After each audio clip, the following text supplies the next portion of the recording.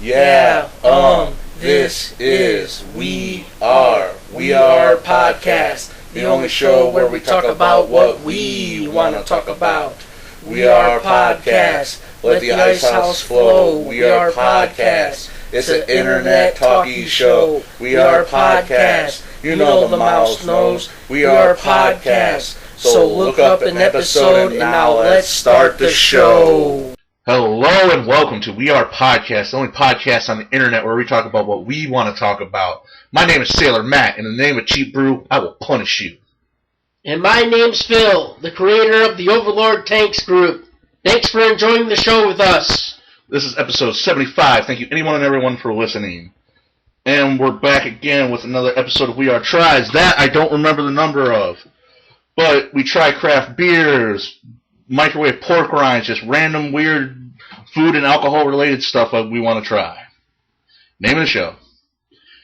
And today we're making America great again by trying America's Great Watermelon. 28% proof by volume. Supposedly supposed to be like moonshine in a jar. America's great. America. Some good old-fashioned corn whiskey. That moonshine, Phil, that Mountain Dew, that dog's breath. Now, I used to know a guy. I'll say that. But we've gotten our hands on actual moonshine before. Because we like Justified. I agree. Yeah. We've made actual apple pie and shit. But I got this mainly just gimmick. I was kind of getting sick of beer. I agree. Yeah, total gimmick work here. But, plus, I get a free mason jar. Or shame and splurging for something new. Yeah. Well, that's the whole point of this, is just we drink a beer when we do this show anyways, try something new. Now we're trying fake moonshine. Which, this is probably, I bet this, we haven't tasted it yet, but I bet this tastes like Cisco. This is nothing but cheap wino wine. It's going to be strong, obviously. Yeah. 2 reasons I bought this. 1, sick of beer, just wanted to try something different. 2, free mason jar, or as we hillbillies like to call it, a free glass. Alright, Phil. Classic.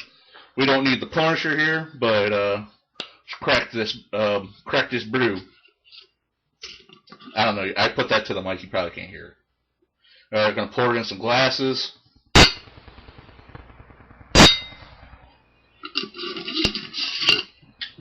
Alright. And for once, considering this is probably nastier than hell, we were smart and actually brought out a chaser. They ain't paying us, so generic lime soda, I'm going to say. But, Phil, as always, give her a sniff first. It smells like watermelon Cisco. Smells like cheap. It smells like that wino out behind the back of the liquor store we bought it from. It does smell like kind of like a watermelon Cisco. Well, I guess it kind of smells like gelatin type, like a watermelon jelly type smell. It does kind of smell like Jello, doesn't it? Watermelon jelly sugar type style. Oh yeah. Yeah, like what Jello tastes like. That's what I'm smelling. Phil, exactly what Jello almost tastes like. Phil, did we buy these from Bill Cosby? Jello pudding pop. Alright, whatever. It's like jelly liquid. Yeah. Yeah, it don't smell good. I'm not looking forward to this. But, Phil, we didn't need the Punisher, but we can still pray to the Macho King himself. Can I get an ooh yeah? Ooh, ooh yeah! Oh, God. It's like... and the generic lemon drink doesn't really help either. It tastes like like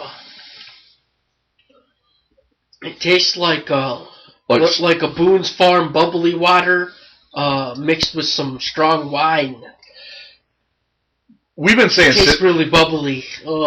Yeah, we've been saying Cisco, but for those of you that don't know what Cisco is just your cheap ass, barking ass wine that's super bitter and nasty. You don't drink it because it tastes good. You drink it because it gets you drunk. This tastes like cheap-ass, bottom-ass bargain wine that someone poured a packet of Kool-Aid into. It does. That's what this tastes like. It kind of sticks to the back of your throat, too. It's like, blah. Yeah. It's super sugary. It has that fake artificial watermelon taste. And then you get that nasty, bitter bargain wine taste right after it. Like I said, I think this thing's just pretending to be moonshine. Well, it's really still just pretty strong, though. Yeah. This is just cheap-ass wine put in a mason jar to confuse dumbasses and gimmick marks like me to buy a fucking mason jar. And they say it's aged. Aged in my ass. So, I guess in the short version is pass. Fuck this beer. Fuck this alcoholic beverage. Fuck it. Is that a new rating? Fuck it. Not even worth your time? Fuck it. I'd give it a try. Why? It doesn't taste good, but it definitely does it. It does its job. It gets you drunk and it gives you a free mason jar. Well, it's not a free mason jar. You still pay for it. But it gets you drunk and you get a mason jar. Right. It might taste bad, but I could see after a little bit of drinking this, you're not going to care. Oh, yeah. 3 good chugs, and I'm sure the end of this show should be fun. I'll tell you what. I'll kick Vince McMahon's ass and Brock Lesnar and Donald Trump. Then after that, I'm going after God himself. Macho Man's my tag team partner. Ain't nobody we can't beat. Yep. Besides how much it costs, I'm already kind of feeling a little bit of it, but I would give it a try. I would at least try it one time and buy it. Well, I've only took like 2 little swigs, and I'm already, yeah, you're right, I'm already feeling it too. I'm going to put this down for a minute. Let's set that there. Yeah, Phil, let's have us a 3-way elimination tag match. You, me, the Macho King versus Donald Trump, Vince McMahon, and Shane O'Mac. Because Shane O'Mac can take a bump. Donald Trump, he ain't gonna take no bumps. And listen, ladies and gentlemen, we got us some heat-seeking elbows coming our way. We can do a 3-ring post atomic elbow drop on Donald. Come on, that's some legendary shit right there. I agree. We'll have to work that into the We Are Podcast video game somehow. We got some bad heat-seeking drop hombres coming this way. Alright. Enough fucking trying to get to Donald. We're already on enough people's shit list, Phil. We don't really need to. We already got Brock Lesnar and Vince McMahon and the Mouse already pretty pissed off at us if they ever hear any of this shit. Last thing we need is the president pissed off at us. As the president of We Are Podcast, the statements made on this show are purely in comedy and parody based only, not our actual opinions. Makes perfect sense. Okay. But let's get on with the show, Phil. New year, we're trying some new things other than some new cheap-ass bargain wine. But Phil, I agree. We've talked about it, we never did it, but we're doing our first episode. But today is episode 1 of Phil's B-Movie Rental Shack, where Phil suggested a B-movie for me that we're going to rent, own, buy, just get our hands on somehow or another, watch it, and review it, and probably talk shit about it. And Phil, what did we watch today? We watched The Perfect Weapon. Steven Seagal. Steven Seagal, and not the one movie Jason Statham said no to.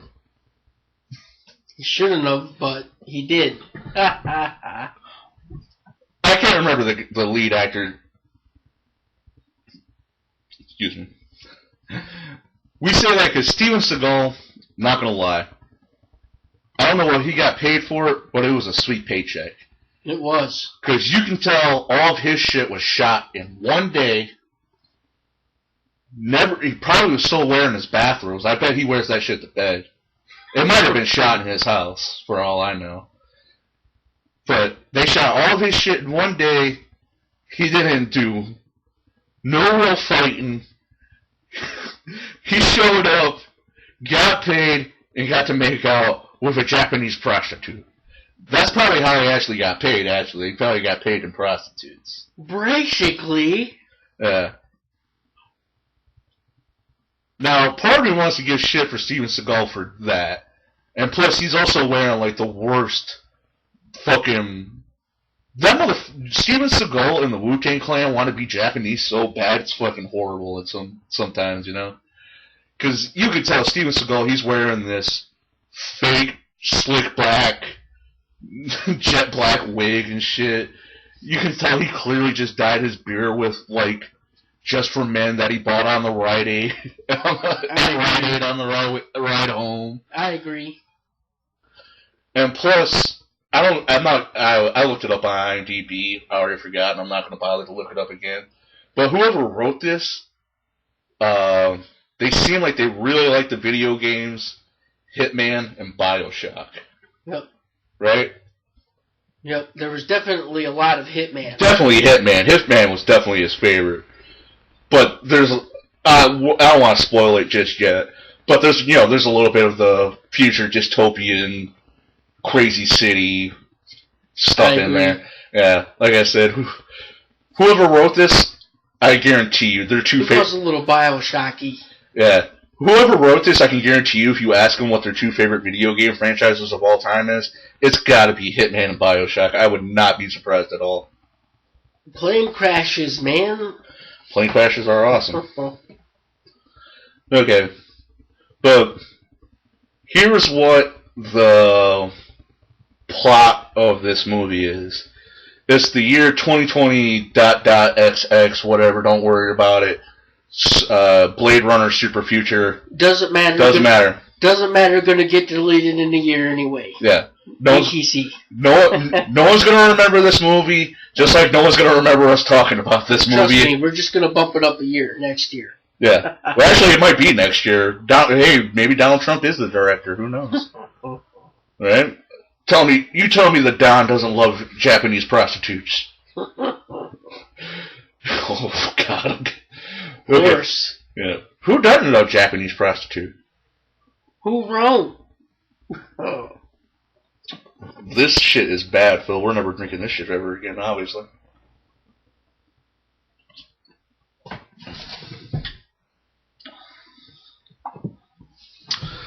But whatever. It's Future City X.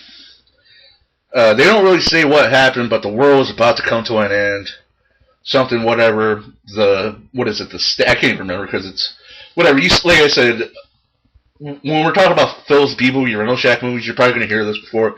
You've seen this movie before, right? It's super dystopian future. Someone brought humanity back from the edge of destruction. Classic. Yeah, the director. It's like another classic. Yeah. You ever watch The Hunger Games? Yeah, you've seen this before. Yeah. But now the big bad government's watching everyone, and they have a squad of they're hitmen. Like I said, this is a better Hitman movie than the actual Hitman movies. Like I said, not Jason Statham, whatever the lead character's name is again. Like I said, I looked it up on IMDb. I don't care, whatever. Not Jason Statham. He's Agent 47 from Hitman. Yep, basically. Yeah, all he's missing... Oh, he wore a gray suit. He wore a gray suit, and he doesn't have the barcode tattooed on the back of his head, so he's a different guy. And he was bald. Yeah. The other guy was bald. Yeah, it's different. But, yeah. But the movie starts with not Jason Statham. Just like with any dystopian future, there's always some kind of uprising, there's always some kind of rebellion, Fight the power! You know, there's always going to be someone filling gasoline in a bottle and throwing it at somebody, Phil. Just saying. True. It'd be funny, though. No, he's only got a half-inch cut. See? The Hitman guy has this. He don't have a half-inch cut. He's even using, like, the same... not Jason Statham's even using, like, the same silencer pistols that Agent 47 uses. It's almost like... Whoever owns the copyright to Hitman, you might want to look into a lawsuit. You might have a case. But at the same time, bald dude in suit that kills people has probably gone back since, like, the dawn of storytelling, I'm guessing. Well, ever since there were suits. You know, because that's look at Slender Man. All he is just a big dude in a suit with no face, and that scares the shit out of people. Big, skinny, scary, tall dude. Yeah. Whatever it is. Because there's something cold and emotional about a suit. For some reason, a lot of people are scared of stick insects. I don't know what's up with that. It's because they're all long and gangly. That is true. Anyway, we keep... See, this is also how great this movie is. We keep talking about other stuff other than the movie. But the plot is, not Jason Statham, not Agent 47. There was a dude... He's like a politician of some sort, and he sent out an illegal broadcast like, you know, fuck the man, you know, freedom of speech, you know, because apparently in dystopian future, whatever, they can't practice religion, they don't have freedom of speech, you know, it's the government, big daddy government's got its thumb down on you all the time, and they're literally, you know, just like every crazy paranoid freak's worst fear. They're literally looking at us through your computers. They're looking at you through your phone. Every move you make is documented, recorded, studied, you know, to make sure you're not a threat. They've got a camera spying on you. Yeah. This brand new We Are podcast mic I bought for the brand new year. So there's actually a secret mic in there. The mouse and the McMahon are watching us right now, making sure we don't get out of line. Too late. But whatever. Not Jason Statham. He's sent to go kill the guy that made the illegal broadcast. And even though he's talking about, you know, power to the people and shit, oh, go figure, he's got a prostitute. You know, he's kind of a scumbag too, right? You know, because in war, there's douchebags on every side. Right? Because that's the other thing. This movie's it's a dumb action movie, but it tries to be all philosophical and deep at points. And it just makes me laugh. Like, this is one of the things. Like I said, Senator whatever gives the power to the people speech, and then you see him, he's like, get your Latino ass out of here, I want fuck. You know? Well, it did have all the other classicals in it. Like, somebody betrayed somebody. Oh, yeah, you can make a action movie cliche checklist. You could just fill that card up easy, and you could fill that card up in like the first 20 minutes of this movie. Well, I remember I was like, well, they're trying to definitely, you know, they were definitely stuffing it all in there. Yeah. Like I said, they definitely made up a lot of time for it. Yeah. Like I said, the only difference is they don't have a barcode and they wear gray suits. That's totally fucking different. But anyways, while he's going through the cells, seeing all the other people being reprogrammed, who happens to be in one of the cells? It's the love of his life. The one that he thought was dead. And, like I said, check another cliche box. Classic. Yeah. And then, like I said, I'll just get down to the short ends of it, man. During the breakout of it, this is one scene I also really like. This is one scene we want to talk about. Like, during the breakout, he runs into a bunch of guards, and he has a knife on him. And during the fight, he drops the knife, and one of the guards picks up the knife and stabs his ass in the back. And it's a big-ass fucking, like, serial killer knife with, like, jagged edges and all this shit, you know? I remember. Yeah. And his ass gets stabbed with it, and then he finds the love of his life, and somehow, even though she's in a cell, she knows exactly where the medical bay or infirmary is or whatever. And like I said, it's future city, whatever. And they show her panicking. She's looking through all these drawers to find something. Because, he got stabbed in the back. He's fucking bleeding to death. He probably got hit in the lung. He might be fucking, can't breathe. But whatever. She finds, it literally looks like an electric toothbrush that they took the head off of. And it looks like it hurts like hell, but at the same time, it cleans, heals, and seals your wound all at once. I agree.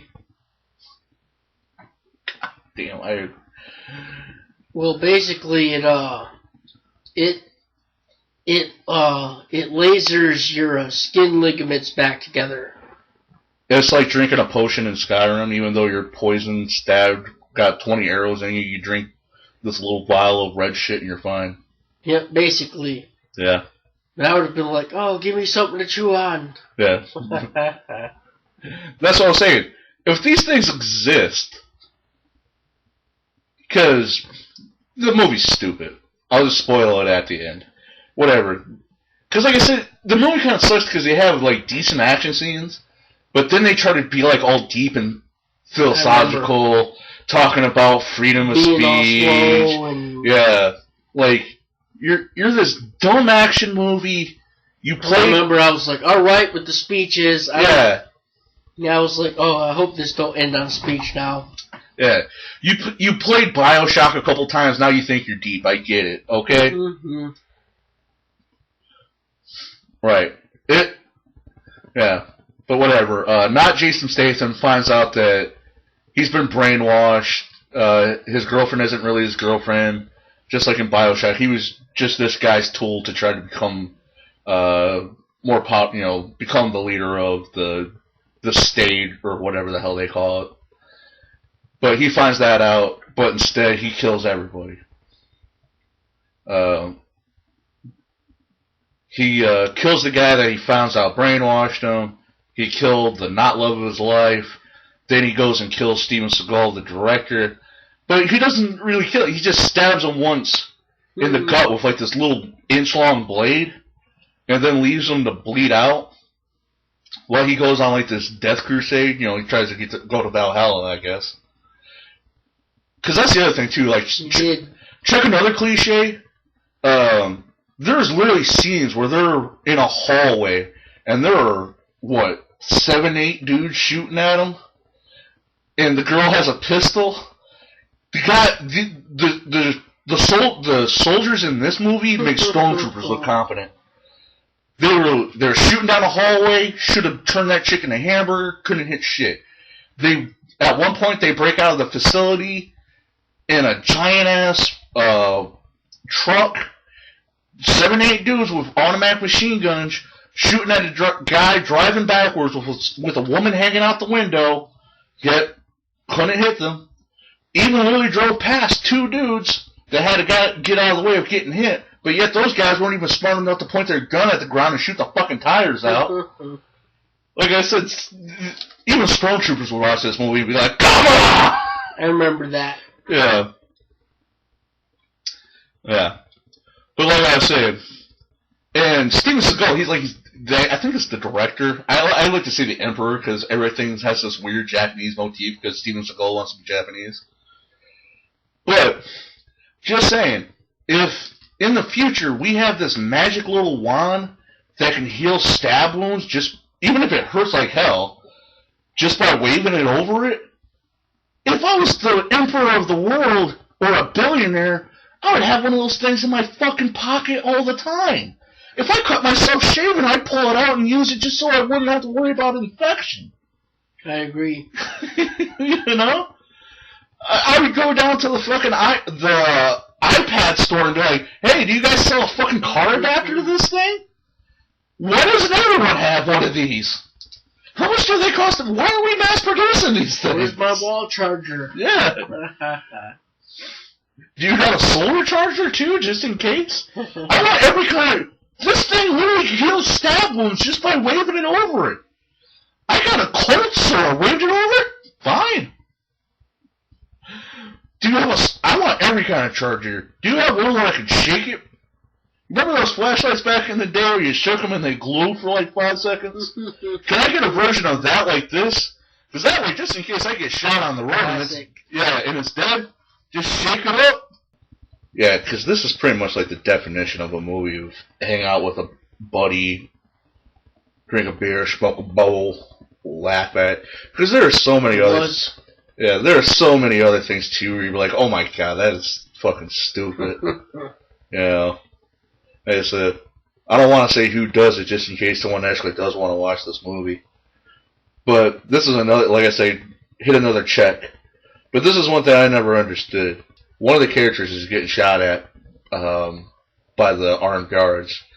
And they decided to do like 20 backflips to get to the getaway vehicle so they can get out of the facility or whatever the hell it was called.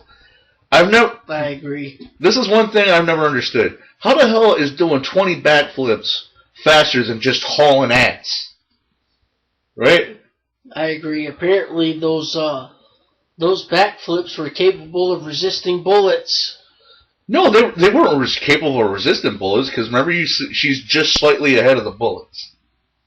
But somehow someone explain this to me. How are backflips faster than just running? Right? I agree. Because something tells me... Makes sense. Yeah, because I'm a big fat ass, I'm not going to lie. But something tells me I can do the 20-yard sprint faster than I can do 20-yard backflips, you know? You land on your neck. Well, yeah, I'll probably die. But even if someone's in shape and can do backflips, I guarantee you they can run 20 yards faster than they can do 20 yards in backflips.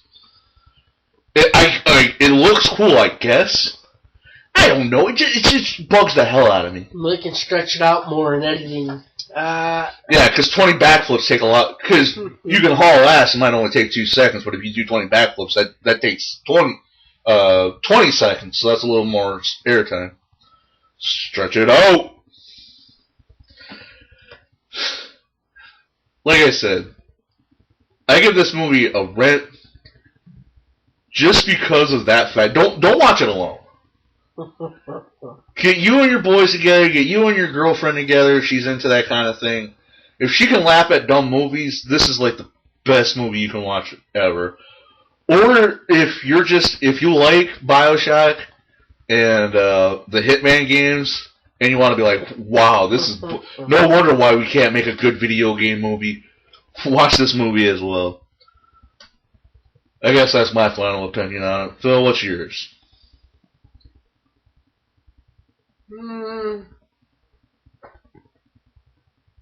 I think I would give it a rent. I think you should see this movie at least one time. It's really entertaining. I thought it was really worth it. Actually, I felt better watching it after I was done with it. But yeah, I think it was worth it. It's got to be added to one of the list of being one of the most classic movies that I've ever seen, I would think. But yeah, I would, you gotta see this at least one time.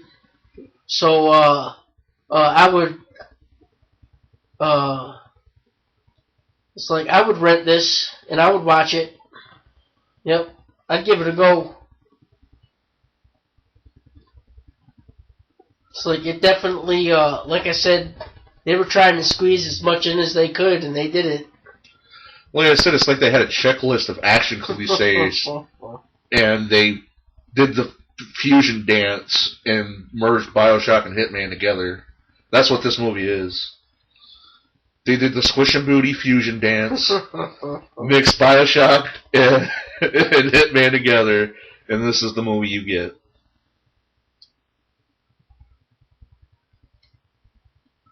Yep, you should see it at least once.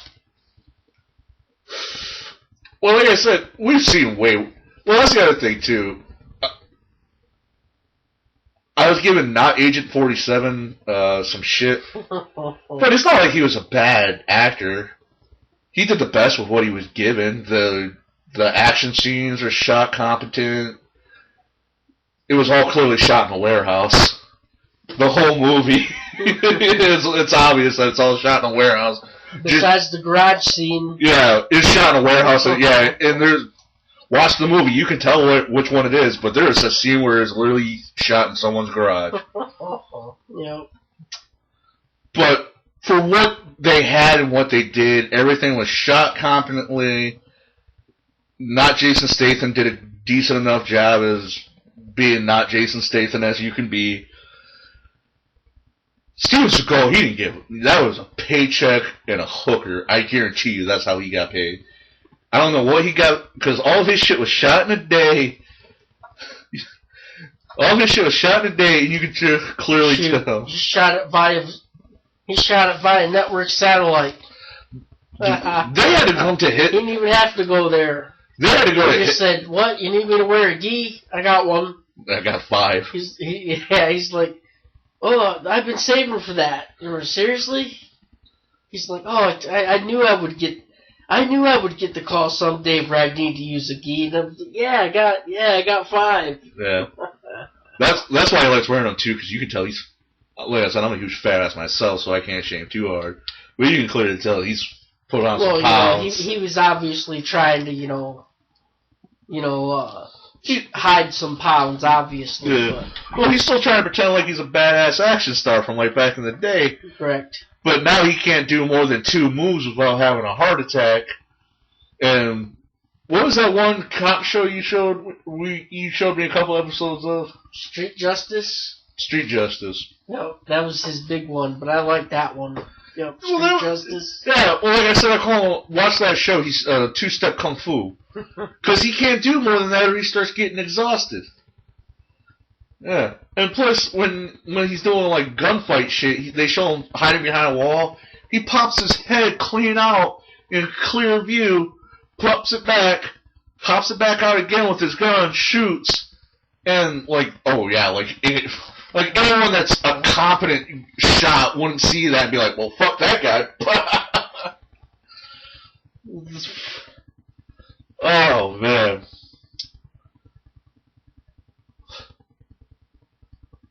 Oh, that's why I want to do the movie shack, Phil's B movie rental shack. Because we talk shit about these stupid. Because, man, fuck. The only time we actually talk about movies on the show is when we're doing, like, the big superhero shit. And I'm kind of getting a little burnt out on that, to be honest with you. Like I said, Doctor Strange, it was good, but it's Iron Man with magic. I've already seen that fucking movie. Give me a goddamn Great Lake Avengers movie, and maybe I'll care. Maybe I'll care again. But something tells me that's not happening. Oh, did we give her? Yeah, we actually gave her reviews. Now we're just talking shit about the movie at this point. We done gave her a review on it. If you can even call that a review, it's more or less just nitpicking shit. It leaves this nasty chemical taste. I don't know what the fuck it tastes like. Yeah, let's say. It tastes like that. It tastes like nasty ass. Speak up. It tastes like nasty, like massage oil or something like that. How the fuck do you know what massage oil tastes like? I don't know what it tastes like, but it smells something like that. Oh. See, this is why I prefer recording at night, because there's fucking cars always drive down my street. It's like car, truck, motorcycle. Kangaroo. What the fuck? Elephant. Just kidding. Mishormala. Mishormala from DC Comics, who is a French guerrilla warfare gorilla.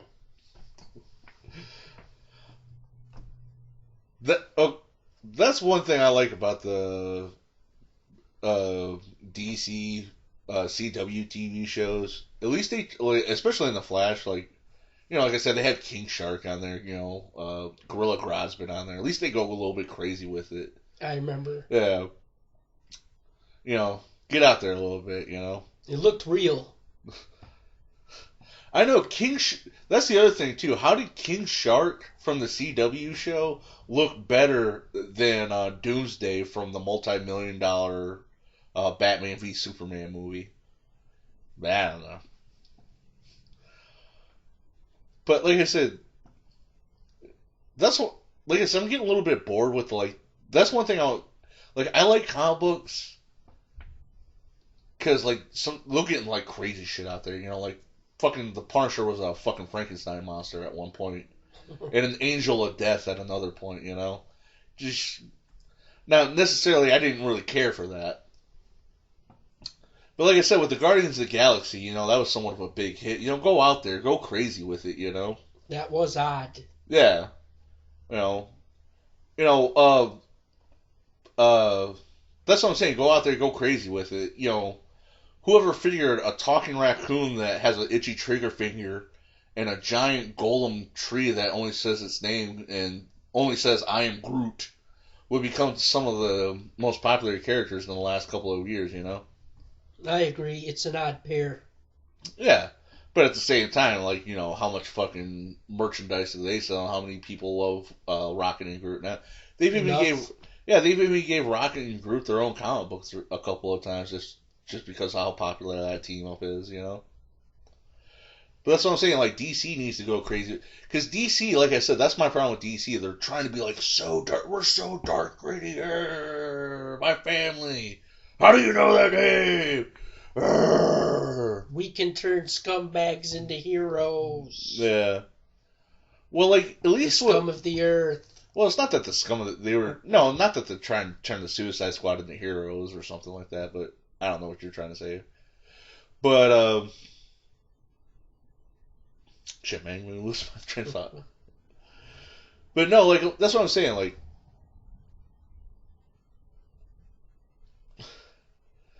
DC's always trying to be like, they're trying to make everything so, like, dark and gritty. Like, that's the, not that you can't have dark and gritty superhero stuff, but that's always supposed to be the great contrast between Batman and Superman is, at the end of the day, Batman and Superman want to make a world where it's free of crime and injustice and stuff, and people can just live their lives and, you know, peace, love, and the planet Earth and shit, you know, even though that's probably never going to happen. But they do always pretend like it could always happen. Yeah. Yeah. There's always faith. Yeah. Yeah, that's what I'm saying. Hope. You know, Superman's, hope. You know, hope, you know, it's supposed to be a symbol of hope, you know. And that's supposed to be the different ways of doing it. Like, Superman, and that's why in the comic books, when you see Superman flying around, it's always bright, sunny, he's always got a big smile on his face, he's trying to inspire people, you know. And Batman, even though he believes the same way, he looks at it differently, you know. Oh, criminals must be smashed, punished, and you know. You know. Do good. Yeah. Do good or I'll punch you in the face. Yeah, but that's what I'm saying. Like, these are two people that both want the same goal, but they have different ways of trying to achieve that goal. But in Batman v Superman, they're both dudes that are like, you don't believe in what I'm thinking? Squish, you know. You're getting in my way, murder. Eliminate. Yeah. You know, they're like, like you said, they're like Terminators at this point. Exterminate. Crush, kill, destroy. Yeah. Yeah, that's what I'm saying. So that kind of makes it hard to root for either one of them when one of them's like, I think you're too dangerous. I think you're a threat. You're both dangerous and you're both a threat. You know? You're dropping the city's population. Yeah. So it's hard to... Yeah. But that's what I'm saying, like, see, if they... And that's the other thing, too. If, like, DC wants to do, like, this hyper-violent, like, gritty superhero movie... Well, I guess it'd be more anti-hero. Lobo. Lobo would be perfect for that. Right? You know? Lobo, the main man, the space bounty hunter, you know? A lot of people still hope for Lobo. Me being one of them. Yeah, like I said, and that's the other thing, too, like, with the Suicide Squad, they were trying to mimic Guardians of the Galaxy. You can kind of see by having... Because they've obviously heard people's like, oh my god, why is Superman so dark and gritty and so... Why is Superman such a bummer? You know, You should never ask yourself that. You know what? Batman, you can understand why he's a bummer, because he's like, oh, my family, lone justice crusader. But Superman's not, he's supposed to be like, hi, citizen, how you doing? Well, it became kill all crime.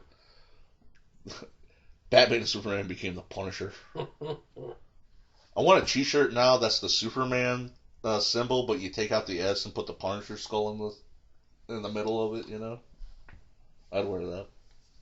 And it's like they're acting like the criminals don't have families and all. Like, we don't believe in the orphan thing, but criminals don't have families. Well, yeah, that's the other thing, too. It's like... Yeah, that's the other thing, too. It's like, Batman wants to become he wants to make a world where no child becomes an orphan like he did, but yet at the same time, he's making thousands, if not millions, of orphans, I agree. Justice! I was like, Yeah. A justice crit. Justice crit. Arkham Asylum. Well, that's what I'm saying, though. If you want to... That's what I'm saying. That's why a Lobo movie would work good for what the DC universe wants to do. They want to be dark and gritty and shit. But at the same time, you could put... See, because Lobo's like... He does all... In the comic books, he comes to Earth every once in a while and fucks with Superman and shit. But for the most part, most Lobo stories are set off in Planet No Name.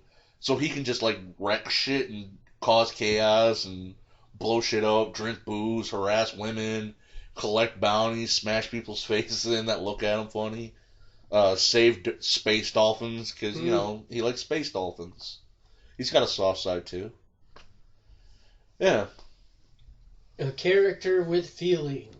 Yeah. Even though he's this giant, like, 9 to 12 foot tall, bluish pale biker alien. Snort. Yeah. It's like snort. Yeah. That loves chugging booze and harassing women and collecting bounties. He still loves dolphins. It's not that bad. Yeah.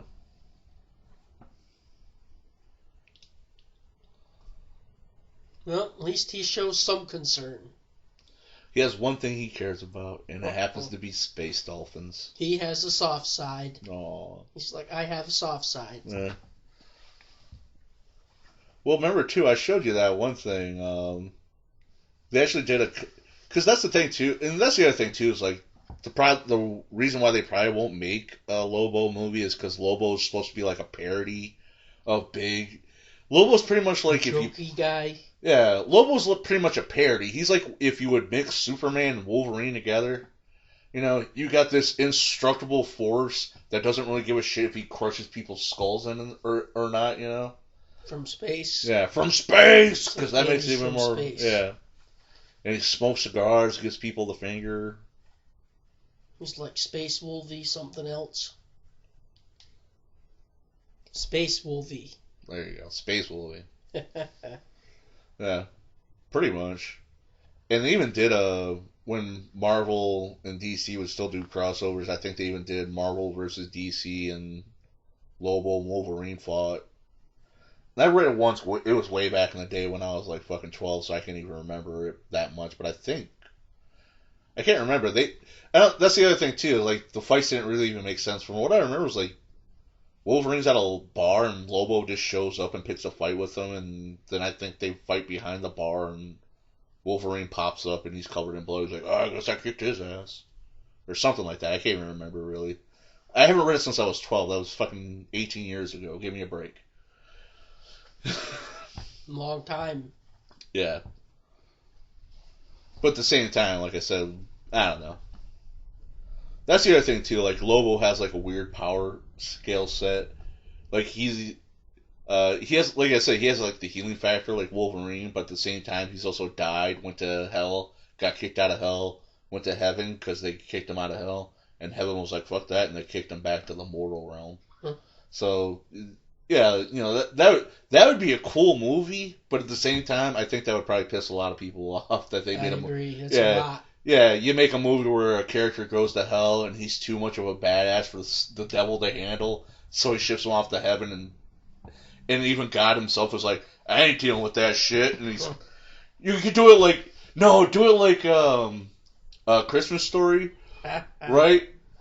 God's on the throne of heaven, and and Lobo's trying to crawl up the slide.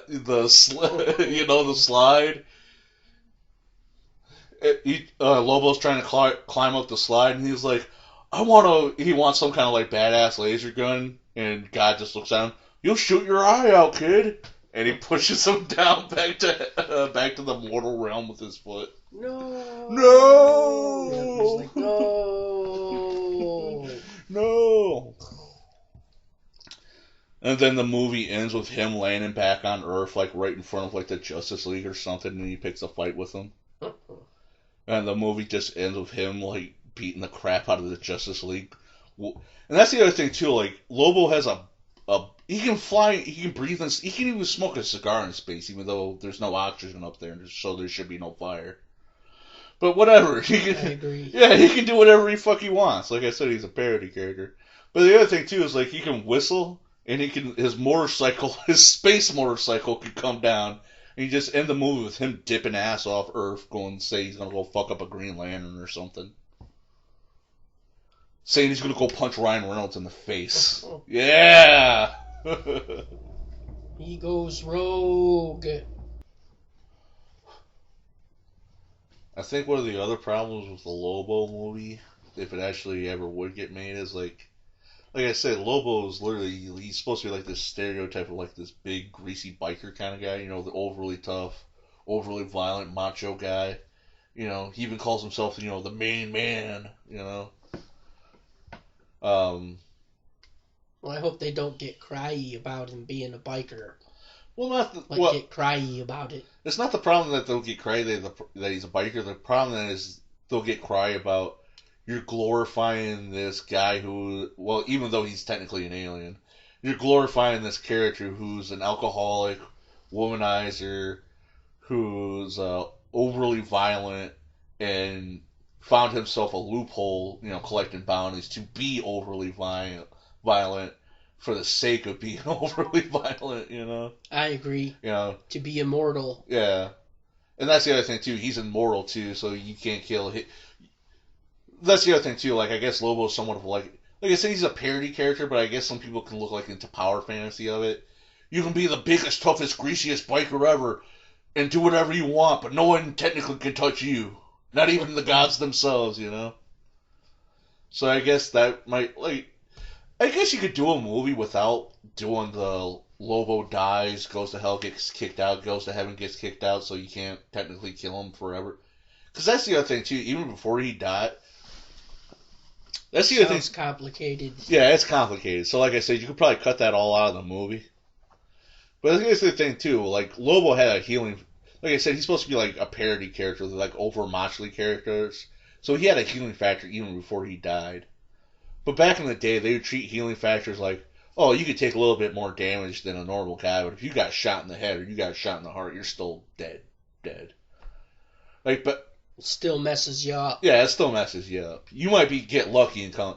Because back in the day, if you shot Wolverine in the heart, it would kill him and he would look like he was dead. But, the bullet went straight through and whatever, and it healed eventually. He was only dead for like a second or two. Didn't really matter. Yeah. It didn't really matter. Yeah, it didn't kill him. It just incapacitated him for a moment or two. And the same thing would work with, like, Lobo. Eventually, like, he got blown the fuck up, and that's how he went to hell and shit. Right. But they always feel it. Right? Oh, yeah. And that's the other thing, too. Like, Lobo at least has an excuse for his healing factor to go crazy, because even if you did hit him in the heart, it doesn't matter. He can't go to heaven or hell. He's stuck on this plane of existence or whatever, Cursed forever to walk this realm, It's classic. Yeah. And that's the other thing, too. Like, Wolverine, like I said, back in the day, you could shoot Wolverine in the heart and he would just go down for a moment or two. But now they show him he's, like, running head first into hell. I can't remember. Like, it just doesn't matter anymore. Yeah. I remember there's this... Yeah, I got this issue of New Avengers 53, I think. I can't remember which volume. Where Wolverine literally jumps out of a Quinjet. Well, I think it's Madame Mask. Is literally like lighting him up with this submachine gun. They show like bullets just ripping through him, and he's just like, whatever. And he lands on the rooftop and is able to cut the gun out of her hand and incapacitate. You know, like I said, the guy's jumping literally out of a jet, getting lit up with a machine gun, lands on a rooftop, and is still able to take this Madame Mask is, I guess, a B-lister villain out with no problem. Well, obviously that person's dead. Well, yeah, if Wolverine was a real person, he'd been torn to fucking ribbons. But those healing factors just get crazier and crazier as the years go on. Same thing with Deadpool. He got blown up. He was just an arm at one point, but yeah. Magic healing factors, whatever, yada, yada, yada. Look it up. He was like, wake me when it's over. Yeah. He's like, wake me when it's over. Well, I see what you're saying, though. yeah. You know, Deus Ex Machina, story convenience, right? Mattered, then didn't matter. Yeah. My favorite kind of retcon, the ones we don't talk about. Right. Lost in history. Isn't that right? One more day. They're like, figure it out. Yeah. But I don't know, man. Like I said, it's like, even if DC doesn't want to go like crazy,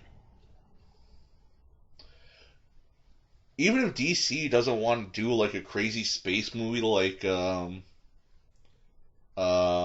of the Galaxy, I think I mentioned this once before. Plastic Man would also be a great movie to do. You know, I can't remember Plastic Man's real name. Well, his superhero name, or his secret identity, I guess. Neil O'Brien, yeah. Neil the Eel O'Brien. Neil the Eel. Yeah.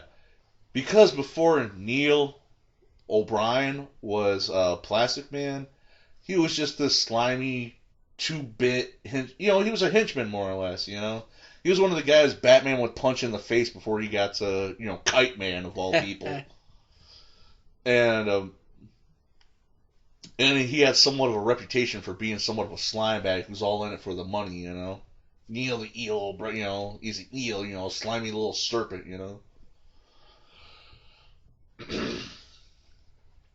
But anyways, one day when he's doing a crime with Kite Man, whose name should really be Glider Man, if anything else.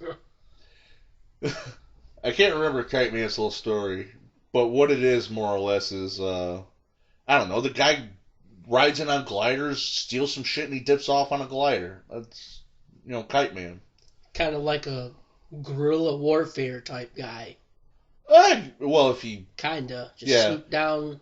Yeah, but this was... Moment. Yeah, but this was back during, like, the Golden Age and the Silver Age, so he wasn't, like, dropping bombs. He was just dipping in museums and, like, grabbing the priceless jewel of the Eye of Agamotto or whatever and dipping off. Just flying off. Yeah. Good plan. Yeah. But, when Neil the Eel was in Kite Man's gang one day, of course they're cutting through a chemical factory. What could go wrong? We can only name them. Yeah. It's Ace. It's always Ace. I don't think it was Ace Chemical, but it's always Ace Chemical. It's either Ace Chemical or Star Labs. Those places need to be shut down. I don't even know how those places are still running. They're always starting some shit. Yeah, they enjoy their chemical accidents. They love Definitely. They love accidentally creating supervillains and superheroes at Ace and Star Labs. That's for sure.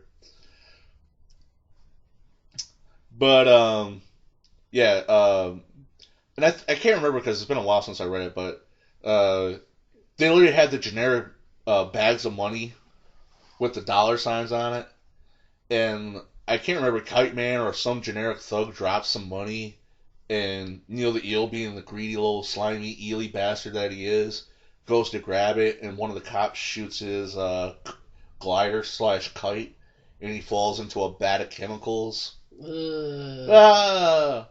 You know, and like one of our favorite movies, like in real life, if it was real life, he would walk out like that guy from the end of RoboCop 2. Help me! That's the true one. Get away from me, man! Don't touch me! Yeah.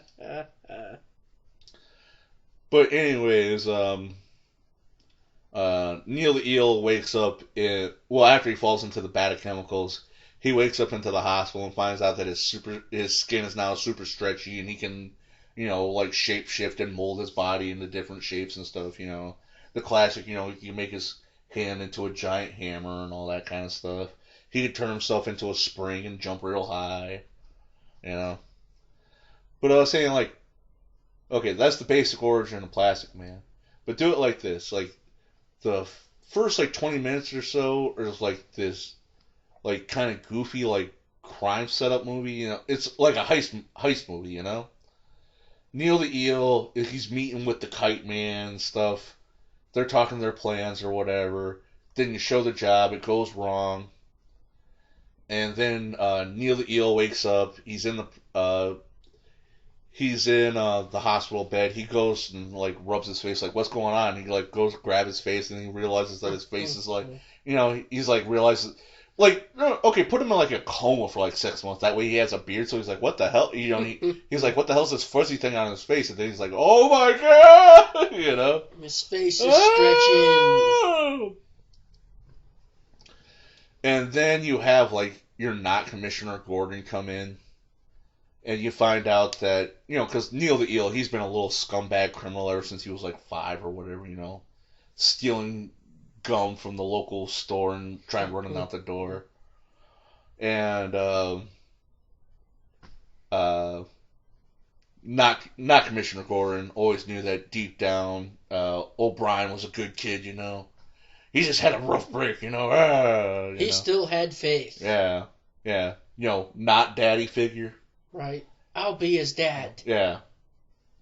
Yeah. So he, you kind of do a little 5-minute flashback where he's always not bailing out. He takes Neil on ride-alongs and shit. If you don't keep your nose clean, this is gonna be you. Yeah. This could be you. Yeah. He tries this could be your fate. Yeah, like I say, he kind of treats him like his little son. Even do it where he never had a kid.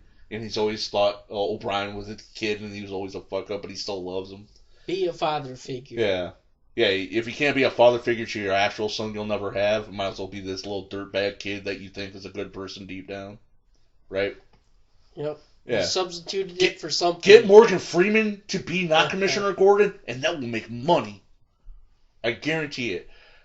Get Morgan Freeman to be Neil O'Brien's not Commissioner Gordon father figure. That's going to make some money. But anyways, he goes into actually you see him, he's sitting by Neil's bed. He was there the whole time. And there's, Neil looks over, there's flowers and all that kind of stuff. Hope you get well. He sees Morgan Freeman, not Commissioner Gordon, there sitting by his side the whole time. And he tells O'Brien, you're getting blamed for the Kite Man job, but he worked out a deal with a friend of his. And then you cut to the outside of the hospital room, and it's Ben Affleck Batman just literally sitting against the wall, listening to what the guy's saying, right? He made a deal with a friend, and then you cut to Batman listening to them through the door, right? And he pretty much tells Neil O'Brien that he's on superhero probation, because Neil O'Brien, Neil the Eel, has a bad criminal reputation, right? Right, he did. Right, and now he has super stretchy powers, and now that we're a couple movies into the DC cinematic universe, or whatever they're calling it, they're worried about supervillains becoming a thing, right? I agree. Right, so now they're worried that this no-name criminal now has superpowers, so they're worried about him becoming a supervillain, right? So, Morgan Freeman, not Commissioner Gordon, I don't know, tied in that one day Batman was in a town and he was about to get shot in the back of the head by a thug, and Morgan Freeman whacked the thug in the back of the head and saved Batman's life, so he owes him one, right? Yep, he was all about that. Right. And like I said, Morgan Freeman, not Commissioner Gordon's like, look, you gotta trust me. I know O'Brien's a good guy deep down. Tell him he's on supervillain probation, and then they tell him, like, he tells him, like, O'Brien, you're on superhero probation. You're gonna wear this collar, even though he can stretch out of it. And you're gonna be a good guy for this city. Or they're gonna lock you in this airtight cell where there's literally only there's literally pinholes the size of atoms so you can breathe oxygen, and there's literally a hole that you have to sit on to piss and shit. Your food will be brought through you through little squares that you have to spit on. He's trying to do the scared straight thing, even though this prison doesn't. You'll find out that this prison doesn't really exist, but he's trying to make it sound like worst case scenario. Your foods will be brought to you these little microwave squares that you have to spit on and get water from your toilet to make to make into actual food. Or you can become Plastic Man, go up and beat bad guys up for us. Or go to Supermax prison. Or you can do what you were going to do originally anyway. Yeah. And no prison time. Phil, what are your choices? Be a superhero or maximum security prison? Probably be a superhero. Yeah. At least you're outside. Yeah. Yeah. Kind of like, I guess the Suicide Squad already exists.